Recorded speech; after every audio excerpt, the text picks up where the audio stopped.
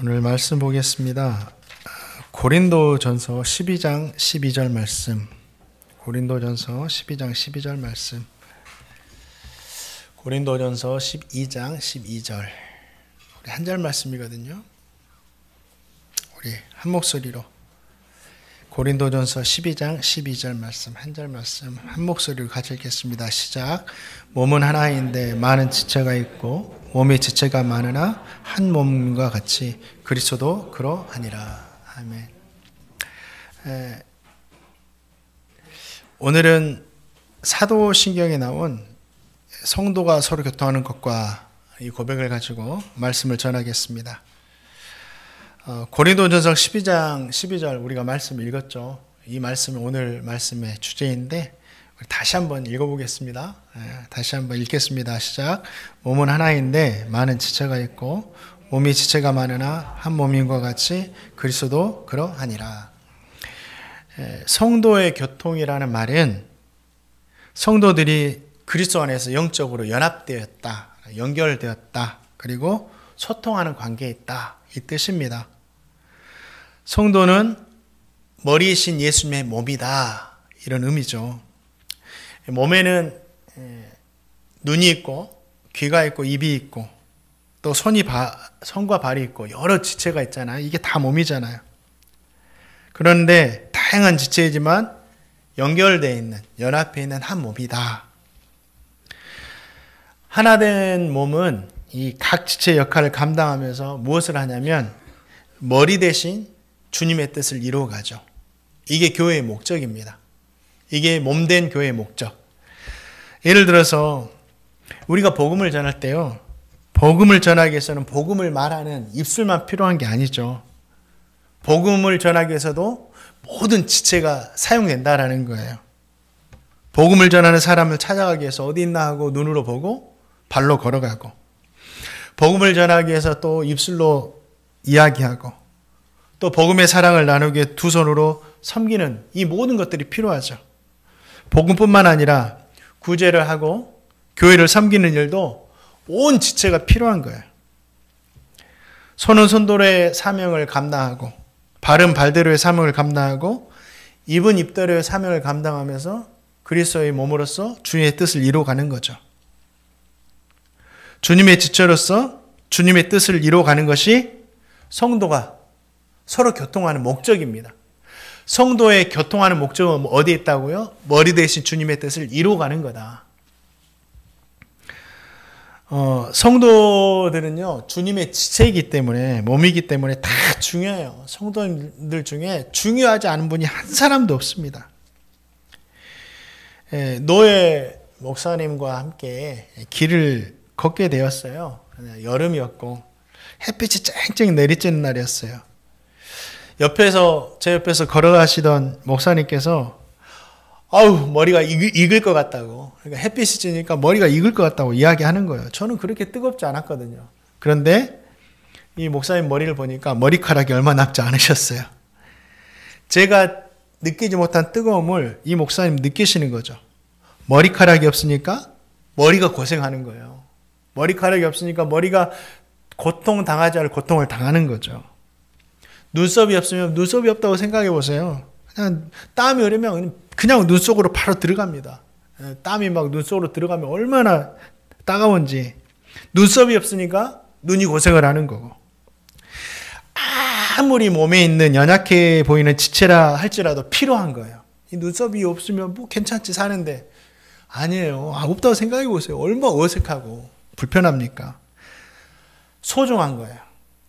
지체는 어느 하나 소중하지 않은 것이 없습니다. 반드시 있어야 되고, 지체는요, 존재 자체만으로도 제 역할을 감당하는 거예요. 그냥 존재 자체만 아무것도 하지 않아도, 지체는요, 존재 자체만으로도, 그냥 있는 그 모습만으로도 자기의 사명을 감당하는 거예요. 성도님들 중에 사정이 있어가지고 주일 예배만 참석하신 분들 계세요. 그 성도님들도 지체예요. 교회의 지체입니다. 얼마나 소중한지. 우리 성도님 진짜 소중한 거예요. 존재 자체만으로도 소중하다. 우리 성도님들은. 그러니까 교회 올 때 부담 갖지 마시고 우리 목사님 나를 어떻게 생각할까? 그래 생각. 존재 자체만으로도 소중하다. 저는 우리 성도님 한 분 한 분을요. 존재 자체만으로도 소중하게 여기고 있습니다. 예배 시간에요. 예배 드릴 때 주일날 와가 드릴 때 자리를 지키는 것만으로도 지체로서요. 귀한 사역을 감당하는 겁니다. 주일날 예배 자리를 지키는 자체만으로도 내 사명을 감당하고 있는 거예요. 왜 그러느냐? 제가 새벽 예배를 인도하는데 어느 날 한 번도 뵙지 못한 분이 기도하러 오셨더라고요. 근데 그날 성도가 별로 있지 않았어요. 새로 오신 성도님들이 어색하니까 좀 많이 사람이 있고 막 그러면 어색하지 않을 텐데 어색하니까 좀 이따 돌아가셔 버리더라고요. 그래서 우리 성도님들이요. 예배 시간, 예배의 자리만 지키더라도 그 자체로서 지체 역할을 감당하는 거예요. 그리스도의 지체로서 한 몸 된 우리는 한 몸이잖아요. 다 주님의 몸입니다. 그러면 우리 서로를 어떻게 대할 것인가? 어떤 지체든지 서로 귀하게 여기고 귀하다고 말해줘야 돼요. 진짜 한 분 한 분이 다 귀한 거예요. 한 분 한 분이. 우리 목사님 나를 어떻게 평가하실까? 어떻게 평가하기는요. 너무 귀한, 존귀한, 없어서는 안 될 그런 존귀하게 바라보죠. 그래서 교회 올 때는요. 기쁜 마음으로 오세요. 나를 반겨주시고 나를 존귀하게 여기는 목사님이 계시구나. 얼마나 좋아요. 절대 막 눈치 보고 부담 갖고 그렇게 오시면 절대 안 됩니다. 손이요. 발이 하는 일을 귀하다고 말해줘요. 발, 너 같은 거 없어도 나는 내가 할 수 있어. 이런 말 하면 안 돼요. 발은 손이 하는 일을 귀하다고 말해줘야 되고. 야, 봐라. 너가 이곳까지 나를 데려오지 않았다면 내가 두 손으로 섬기지 못했을 거야. 정말 고마워. 너 때문에 내가 섬길 수 있었어. 손아, 너가 섬기지 않았다면 내가 여기까지 너를 데려온 것이 아무런 의미가 없어서 나의 수고를 의미 있게 해줘서 고마워. 이렇게 하면서 지체로서 서로를 존귀 여기고 존귀하다고 말해주는 것. 이것이 무엇이냐? 성도의 교통이에요. 성도의 교제고. 사랑하는 성도님들, 서로를 주님의 지체로서요 귀하게 여기시기 바랍니다. 그리고 주님의 지체로서 각자 역할을 감당하면서 주님의 뜻 이뤄가시기를 주님의 이름으로 축원드립니다. 자, 사도행전 2장 42절 말씀도 한번 보겠습니다. 사도행전 2장 42절 읽겠습니다. 시작.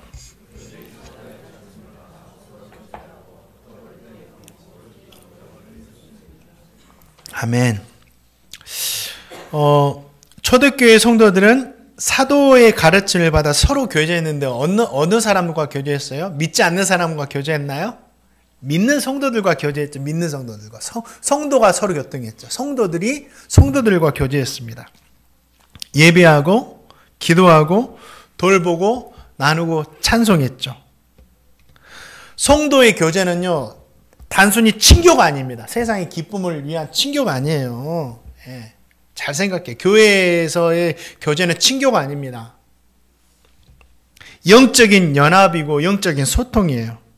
그리고 그리스도의 몸으로 하나 되는 거예요. 영적인 연합, 소통, 하나됨은요.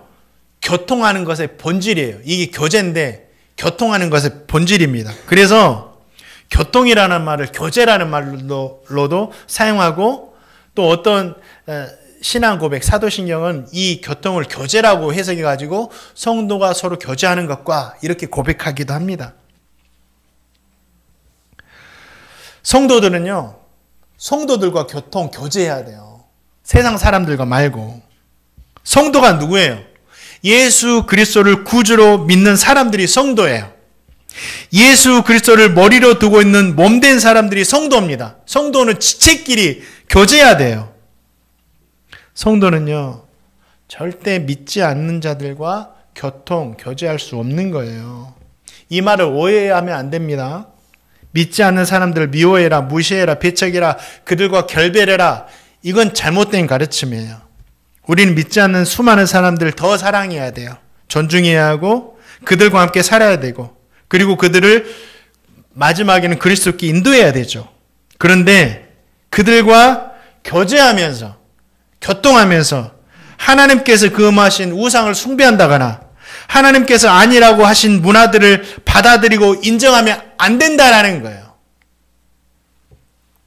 예수 믿는 성도 중에도 세상에 나가서 살다 보니까 예수 믿지 않은 사람들과 친하게 지내는 삶을 있죠. 그렇죠. 예수 믿지 않은 사람들에게도 우리에게 친분인 사람이 있죠. 그런데 아무리 친한 사람이라고 하더라도 그들이 점집에 간다고 같이 가면서 점을 치고 이건 안 된다라는 거예요. 근데 있어요. 아무리 친한 사람이 동성애를 옹호하고 인정한다 하더라도 우리는 하나님이 아니라고 하셨으니까 이것을 인정하고 옹호하면 안 된다. 이것은 성도의 교통이 아니죠. 믿지 않는 자들과 교통하는 거죠. 하나님이 이것을 금지하셨다. 성도는 성도와 함께 서로 교제하고 교통해야 된다. 자, 고린도서 6장 14절 16절 말씀. 주님께서 분명 말씀하셨어요. 이게 저의 말이 아니라 한번 읽어보겠습니다. 시작. 너희는 믿지 않는 자들과 멍에를 함께 매지 말라. 의와 불법이 어찌 함께하며 빛과 어둠이 어찌 사귀며 그리스도와 벨리알이 어찌 도화되며 믿는 자와 믿지 않는 자가 어찌 상관하며 하나님의 성전과 우상이 어찌 일치되리요. 그렇죠. 이게 하나님의 말씀이에요.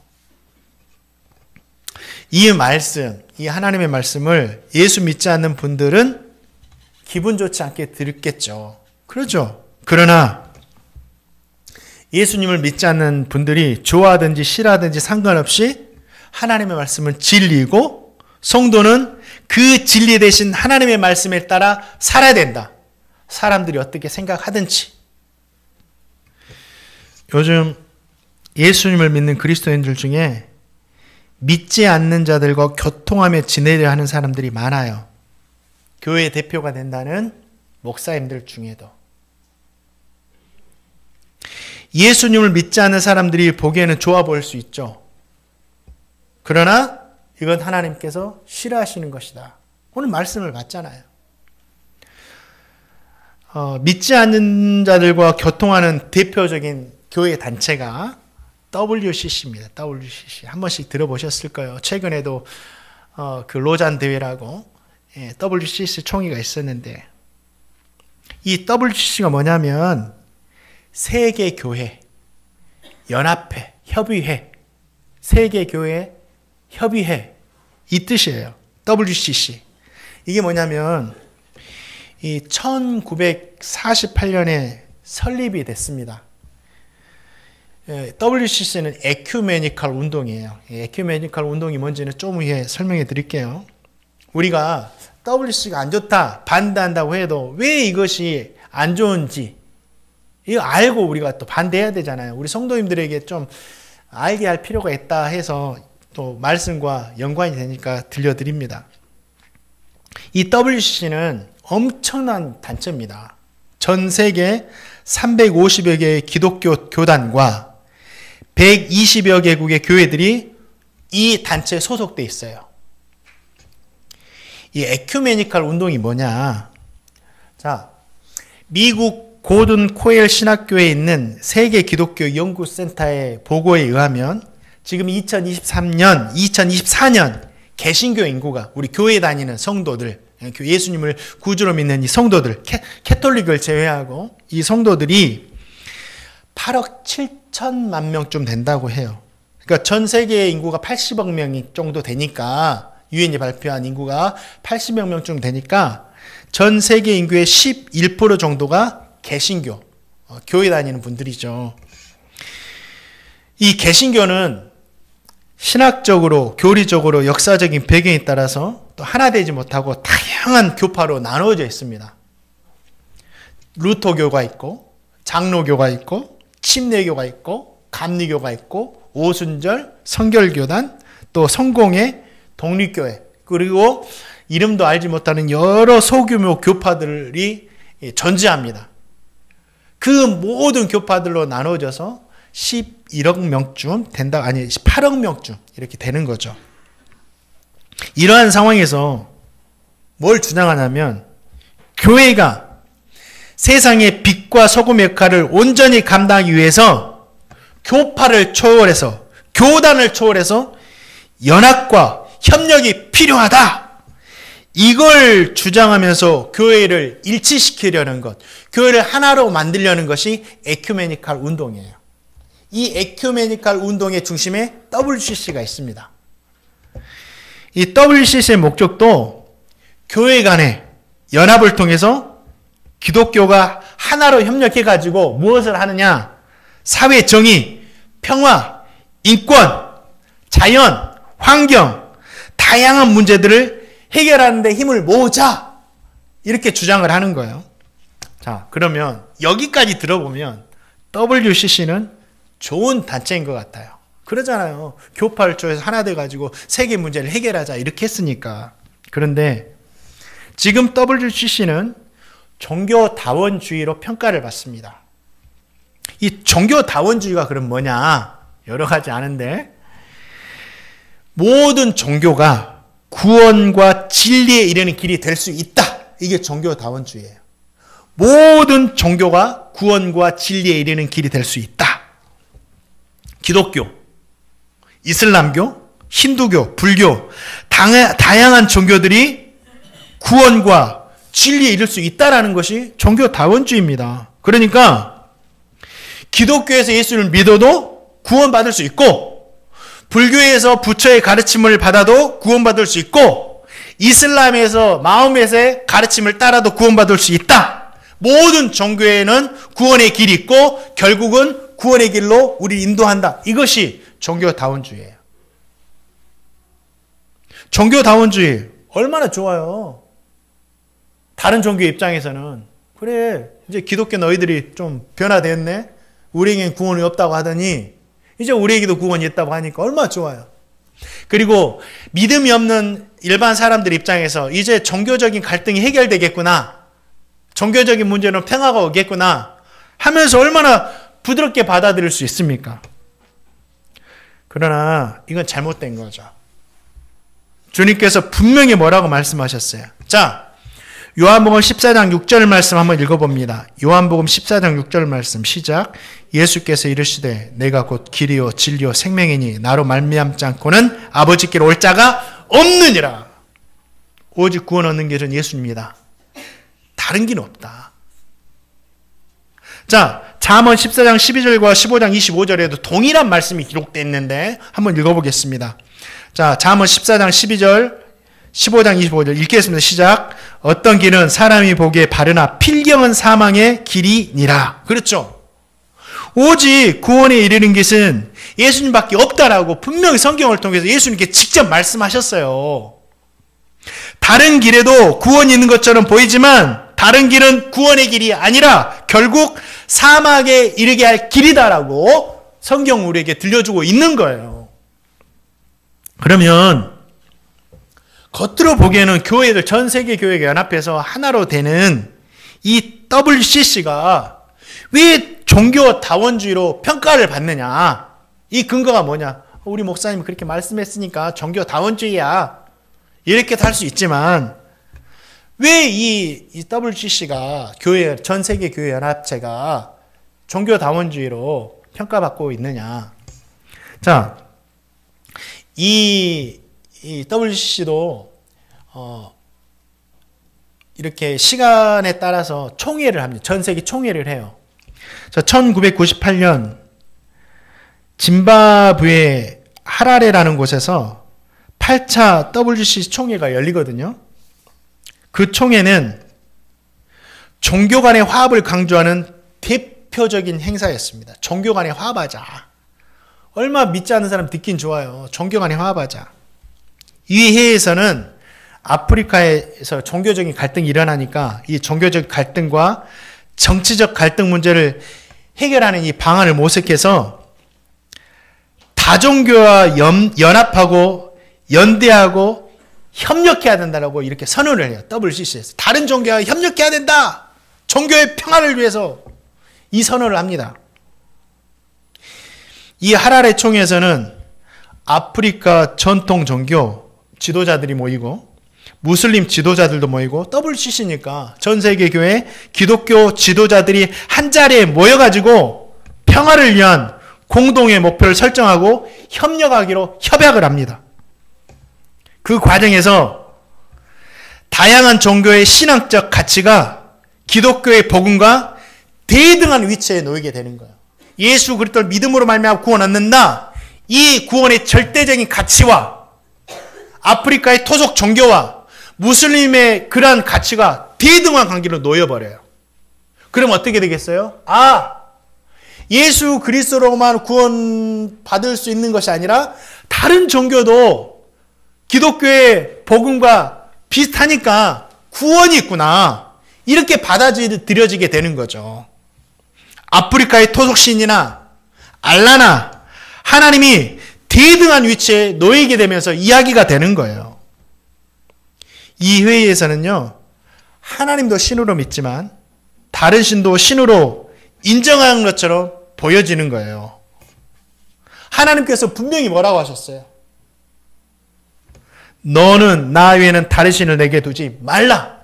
분명히 말씀하셨는데 종교 간의 화합이라는 것, 평화를 누리기 위해서 화합하는 거예요. 다른 신을 두는 거예요. 그래서 WCC가 종교다원주의라고 평가받는 거예요. 이뿐 아니에요. 더 기막힌 일이 있습니다. 2006년도에 브라질에서 제9차 WCC 총회가 열렸습니다. 이 총회에서 다른 종교를 믿는 사람들도 구원이 가능한가? 다른 종교를 믿는 사람들도 구원이 가능한가? 라는 주제를 포함해서 구원에 대한 논의가 이루어집니다. 총회에서 일부 인사들은 구원이 반드시 예수 그리스도 통한 것에만 국한되지 않고 하나님의 주권적인 역사로 다른 종교에 속한 사람들도 은혜를 받을 수 있다. 이렇게 언급을 해요. 그럴싸한 말이죠. 그렇지. 하나님은 전능하신 하나님이니까 예수 그리스도를 믿음으로 말미암아 구원 얻는 것 외에 하나님이 다른 방편으로 다른 종교에 있는 사람들도 전능하시니까 구원할 수 있지. 그럴싸한 말이죠. 그런데 성경은 무엇이라고 우리에게 말씀해 주셨어요? 오직 예수 그리스도를 통해서만 구원을 얻는다라고 분명 우리에게 말씀해 주셨어요. 다른 길은 없어요. 다른 전능은 없어요. 예수님의 없습니다.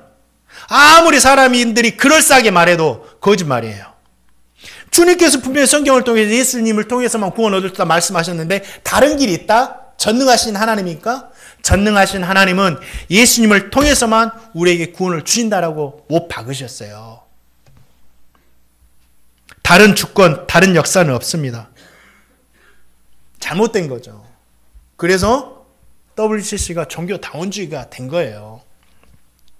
또 교회의 목적이 뭡니까? 교회의 본질은 복음 전함이에요. 그런데 이 WCC는 뭘 하는 거예요?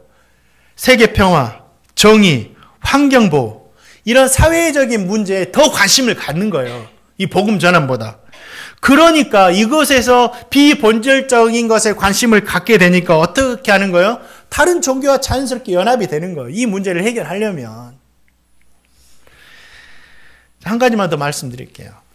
2013년에 대한민국 부산에서 10차 총회가 열립니다. 여기는 더 가관입니다. 이 총회에서는요, 다 종교, 여러 가지 종교, 기도회와 다른 종교와 협력을 강조하는 프로그램이 진행이 되는 거예요. 이 총회에서 열린 다종교 기도회에서는요, 기독교뿐만 아니라 불교, 이슬람, 힌두교, 다양한 종교 지도자들이 참여를 합니다. 이 기도회에 참여를 해요. 기도는 하나님께만 드리는 건데, 근데 다종교의 이 지도자들이 참여해가지고 뭘 하느냐? 각자의 방식으로 기도하고 평화와 화합을 위해서 기원합니다. 그러니까 이 기도에서는 기독교의 하나님뿐만 아니라 다른 종교를 숭배하는 신들도 존중하는 형태로 각자의 신을 부르면서 함께 기도하는 거예요. 교회에서 목사님이 하나님을 부르는 것이 아니라 제가 하나님 부르고 나서 이슬람이 지도자 와서 알라를 부르고 불교에서 중이 나와가지고 부처를 부르면서 기도를 하는 거예요. 그러면서 하나를 이루는 거예요. 이게 2013년 부산에서 있었습니다. 그리고 어떻게 되는 거예요? 우리의 기도는 하나님도 들으시지만 알라도 듣고 부처도 듣고 다 듣는다라는 거예요. 다른 종교에도 구원이 있을 수 있고 다른 신도 진짜 신이다라고 선언해버리는 거예요. 자기들은 아니라고 하지만. 우리 성도님들 어때요? WCC에서 하는 이들을 볼 때 오직 예수님께만 구원이 있다고 보여지나요? 이 WCC가 하는 것들을 볼 때? 여호와 하나님만 유일한 신이라고 이렇게 보여집니까? 다른 종교에도 구원이 있는 것처럼 다른 종교에서 섬기는 신도 하나님과 대등한 것처럼 보여지는 거죠. 예수 믿지 않는 사람도 구원받을 수 있다고 생각되고 하나님 아닌 다른 신도 존재하는 것으로 받아들여지게 되는 거죠. 그래서 WCC가 종교다원주의로 평가받고 종교다원주의입니다.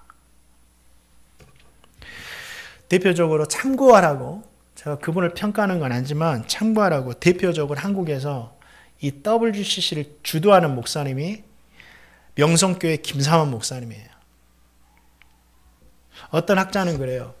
이 WCC가 마지막 때 적 그리스도를 돕는 최대의 단체가 될 것이라고. 이건 학자들이 평가해주고 제 말은 아니고. 그러니까 우리 성도님들 이 마지막 시대에 정말 우리가 말씀으로 깨어서 정말 잘 신앙생활해야 됩니다. 많은 사람이 간다고 그것이 구원의 길이 아니에요. 어떤 제 교회를 평가하는 것은 아니고. 제가 아는 그 선배 중에도 명성교회를 다니는 분이 있어요. 그러면 다니면서 저를 만나서 엄청난 부정적인 평가를 하는 거예요. 평가하고 안 좋다, 이거 반대됐다, 잘못됐다 하면서도 그 교회를 다니면서 아멘 하는 거예요. 왜 그럴까? 진짜 이것이 복음에 벗어나고 잘못됐다고 느껴진다면 진짜 복음의 진리를 말하는 작은 교회라도 가면 되는데 왜 그럴까? 그건 잘 모르겠어요. 우리 성도님들, WCC가 진짜 무서운 게 뭔지 아세요? 이 WCC가 전 세계의 연합체잖아요. 자기들은 표면적으로는 예수 그리스도를 믿음으로 말미암아 구원 얻는다고 외쳐요. 그런데 이 단체들 때문에 오직 예수, 오직 복음을 외치는, 그래서 복음의 진리를 사수하는 보수적인 교회들이 배타적이라고 욕을 먹어요. 저 같은 사람들이. 근데 복음은요, 배타적일 수밖에 없어요. 다른 진리는 오직 하나니까. 다른 게 진리는 없어요. 진리는 오직 하나입니다. 상황에 따라 변하지 않는 거예요. 환경에 따라 변하지 않는 것이 진리예요. 진리를 사수하는 사람들이 욕을 먹는 거예요. 잘못됐다고 손가락질 받는 거고, 배타적이고 편협하다고 욕을 듣는 거고, 상관없어요. 우리는 그런 소리를 들을지라도 오직 예수 그리스도를 믿음으로 말미암아 구원을 얻는다는 그 구원의 진리만큼은 변화되지 않아야 돼요. 왜 이렇게 되었을까? 우리 성도님 잘 들으세요. 왜 이렇게 되었을까? 예수님을 믿는 성도는 예수님을 믿는 성도와 교통해야 되는데, 예수님을 믿는 성도가 다른 신을 믿는 사람들과 교통하기 때문에 이렇게 되어버린 거예요. 변질되는 거죠. 또 한 가지, 교회의 본질은 복음에서 벗어났기 때문이에요. 사랑하는 성도님들, 우리 믿지 않는 분들 사랑해야 됩니다. 존중하고 그분들을 예수님께 인도해야 됩니다. 그러나 그분들과는 교통하진 않아야 된다. 그리고 믿는 성도들과 교통하면서 살아가야 된다. 이것이요, 마지막 때 우리 개인의 신앙을 지키는 것이 될 거예요.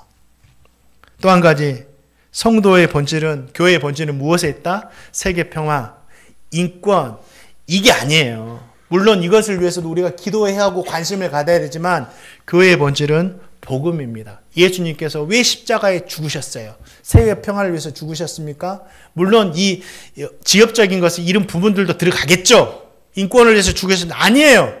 예수님이 죽으신 것은 영혼을 구원하는 이 복음 때문에, 복음 전하기 위해서 십자가에 죽으신 거예요. 그리고 복음이 가면요. 복음이 가면 모든 문제도 다 극복될 수 있습니다. 사랑하는 성도님들, 우리 성도님들은 진짜 믿는 성도들과 성도가 서로 교통하라 했잖아요. 믿는 성도들과 서로 교통하면서 오직 복음에 관심 가지며 살아가시는 제가 되고 우리 성도님 되시기를 주님의 이름으로 축원드립니다. 성도가 서로 교통해야 된다. 서로 교통해야 된다. 이 서로라는 말이 상호간의 관계를 말하잖아요. 신앙생활은요, 절대 혼자 할 수 없는 거예요. 성도와 성도 간의 관계 속에서 신앙생활을 할 수 있는 겁니다. 그러면 성도와 성도 간에 어떻게 교통해야 되는가? 구체적으로 어떻게 교통을 해야 되는가? 그래요. 목사님, 우리가 성도와 교제하고 성도 간에 교통해야 되는데 그럼 어떻게 교통해야 되죠? 두 가지 알려드릴게요. 우리가 성도와 교통하는 방법에 대해서 히브리서 10장 24절과 25절 말씀 한번 읽어봅니다. 자, 히브리서 10장 24절과 25절 말씀 읽어보겠습니다. 시작. 서로 돌아보아 사랑과 선행을 격려하며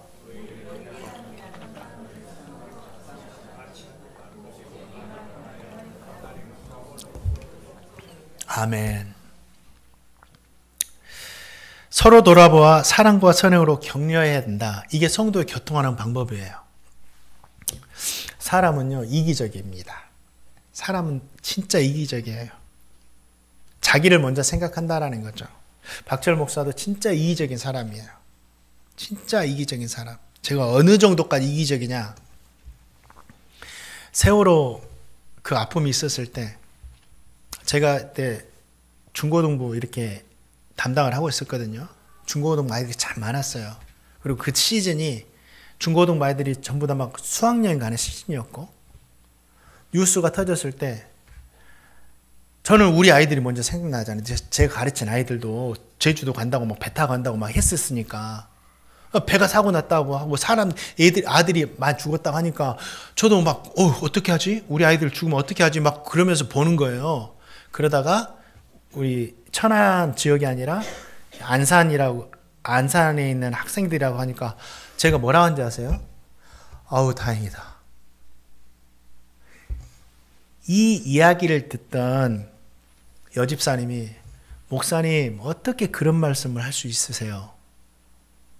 지금 아이들이 물속에서 저렇게 죽어가고 있는데 다행이다? 어떻게 이런 말씀을 할 수 있어요? 제가 아차 싶었어요. 저는 우리 아이들 먼저 생각하면서 진짜 이기적이잖아요. 우리 아이들이 사고 났으면 어떨까? 그 생각하면서 다행이다라는 말이 우연찮게 나와버렸는데 그래 아차 싶어가지고 제가 그 자리에서 집사님께 진짜 정중히 사과했어요. 정말 죄송하다고. 정말 죄송하다고.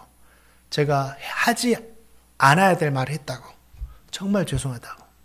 이런 말씀을 드렸어요. 저도 진짜 이기적인 사람이에요. 저부터 먼저 생각하니까. 자기 입장에서 자기 시선으로 생각하고 말하는 것이 이기적인 거예요. 그런데 그것은 서로 돌아보는 것이 아니에요.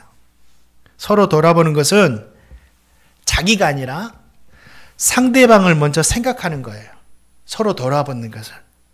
상대방의 입장에서 상대방의 시선으로 생각하고 말해주는 거예요. 그럴 때 상대방에게 사랑이 보이고 상대방이 선행이 보이는 거예요. 이해가 되는 겁니다. 제 기준으로 보면 정죄하고 비판하는 것밖에 나오지 않지만 우리 성도님들의 입장에서 보면 이해가 나오고 기도 제목이 나오고 사랑이 나와요. 이게 서로 돌아보는 거예요. 예수님께서 성전에 계실 때 어떤 과부가 두 렙돈을 연복에 넣죠. 주님은 자신의 입장에서 그것을 바라보거나 생각하지 않으시고 두 렙돈을 넣는 과부의 입장에서 바라보시고 생각하시고 말씀하시는 거예요. 뭐라고 말씀하셨습니까? 구찬 중에 자신의 모든 것을 넣었다. 여기 있는 사람들 중에 가장 많이 넣었다. 과부에게는 하나님을 향한 사랑, 그 마음, 이 선함을 칭찬해 주신 거죠. 이게 서로 돌아보는 거예요. 우리 성도님들도 저에게도 서로 돌아보는 마음이 있어야 돼요. 상대방에서 입장에서 바라봐주고 생각해주고 말해주는 것. 이것이 성도가 서로 교통하는 거예요. 내 입장에서 말하면요. 평가하고 비판밖에 나오지 않습니다. 절대 내 입장에서 바라보는 것이 아니라 상대방 입장에서 생각해주고 바라봐주고 말해주고 기도해주자. 또 한 가지는 우리가 이제 성도가 서로 교통하는 방법 중에 한 가지는 모이기를 힘쓰는 거. 모이기를 힘쓰는 거. 모이기를 힘쓰는 거. 성도는 모이기를 피하는 사람이 아닙니다. 모이기를 힘쓰는 사람이에요. 모이기를 피한다고 하는 것은 어떤 거냐면 모임을 망가뜨려서 없애버린다 이런 뜻이 아니라 모이기를 소홀히 한다 이 뜻이에요. 모이기를 소홀히 한다. 성도들이 교회에서 왜 모여요?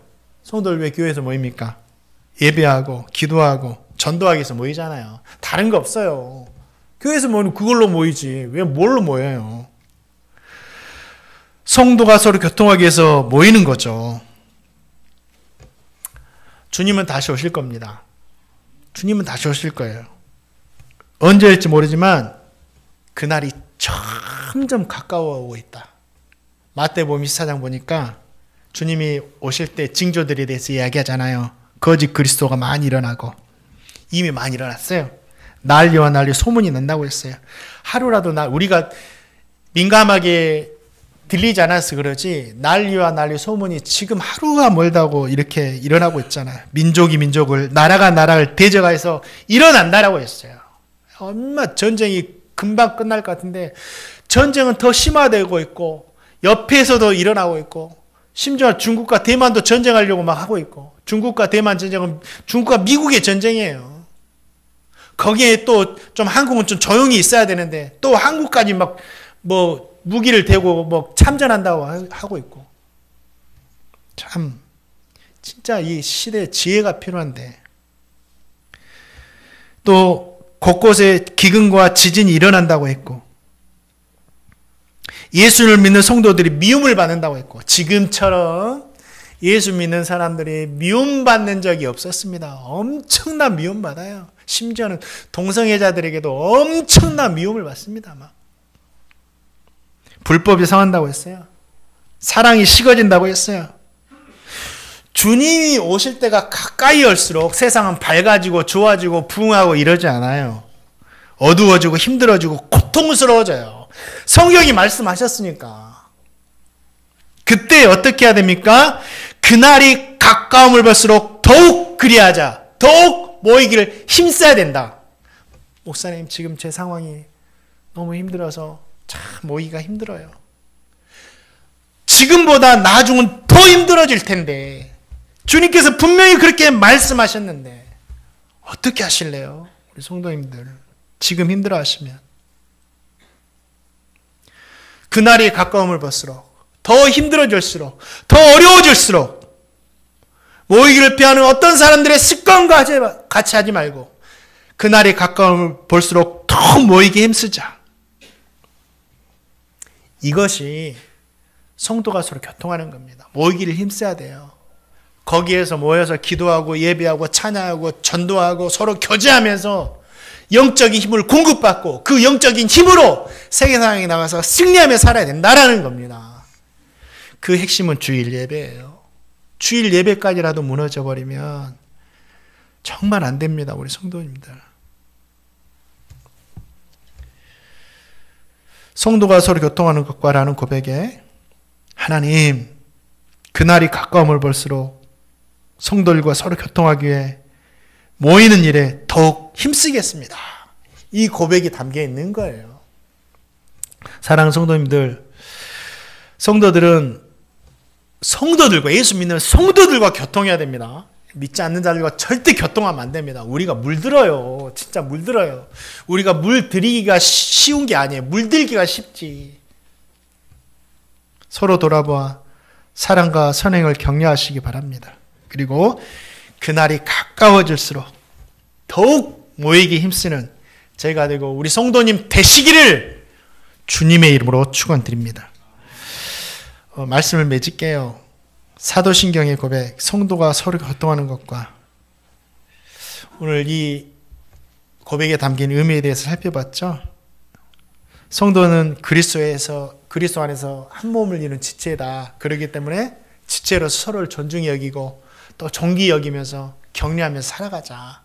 이게 성도의 교통이다. 성도는 믿음의 사람들과 교통해야지 믿지 않는 자들과 교통하다 보면 세상 따라가게 돼 있다.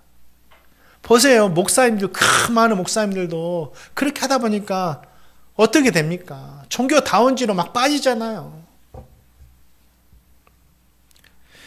우리가 또 성도가 서로 교통하는 방법, 서로 돌아보아 사랑과 선행을 격려하자.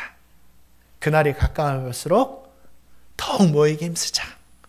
정말 이렇게 살아가시는 제가 되고 우리 성도님 되시기를 다시 한번 주님의 이름으로 축원드립니다. 우리 시간에 기도하겠습니다.